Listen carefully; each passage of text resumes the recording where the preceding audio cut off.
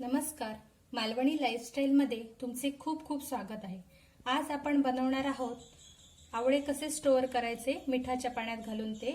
मिठाच्या पाण्यात आवळे स्टोअर करण्याची ही खूप पारंपरिक जुनी पद्धत आहे। अशा प्रकारे पूर्वी आजी किंवा आई वगैरे आवळे स्टोअर करून ठेवायची आपली। तर आज आपण ही पद्धत बघणार आहोत। अतिशय सोपी 2 मिनिटात होणारी पद्धत आहे आवळ्याची। हे असे आवळे 5 ते 6 महिने स्टोअर करून व्यवस्थितपणे खाऊ शकतो।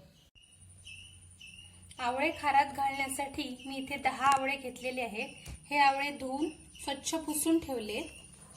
4 चमचे मीठ लागेल आपल्याला, चिमूटभर हळद, पाणी घेतलंय ग्लासभर इथे। आवळे बुडतील एवढं पाणी आपल्याला घ्यायचंय। तर हे पाणी स्वच्छ उकळून घेतलंय, थंड करून, पूर्ण रूम टेम्परेचरला थंड करून घेतलेलं पाणी आहे। आणि एक बरणी लागेल आपल्याला, पूर्ण आतून कोरडी स्वच्छ असलेली बरणी घेतली इथे। प्रथम मी हे आवळे सगळे बरणीमध्ये घालून घेणार आहे।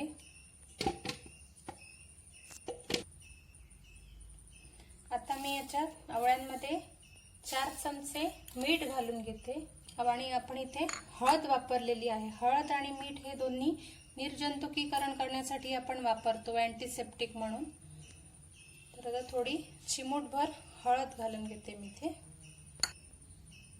आवळे बुडतील एवढं पाणी घालून घेते इथे। आता हळद आणि मीठ जे मी घातले ते आता मिक्स करून घेते व्यवस्थित अशा प्रकारे। आणि आता आवळे बुडतील एवढं मी पाणी घालून घेतलं इथे।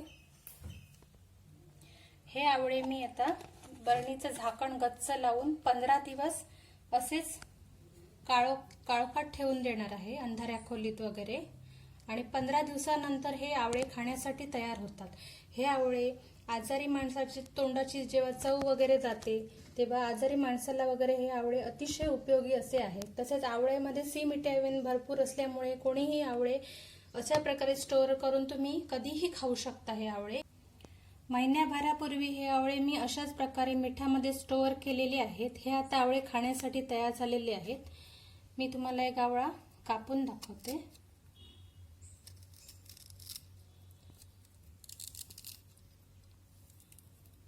अशा प्रकारे हा आवळा आता आतून तयार झालेला आहे व्यवस्थित। अशा प्रकारे तुम्ही आवळे स्टोअर करून व्यवस्थितपणे ठेवू शकता आणि आपल्याला जेव्हा वाटेल तेव्हा हे आवळे खाऊ शकता।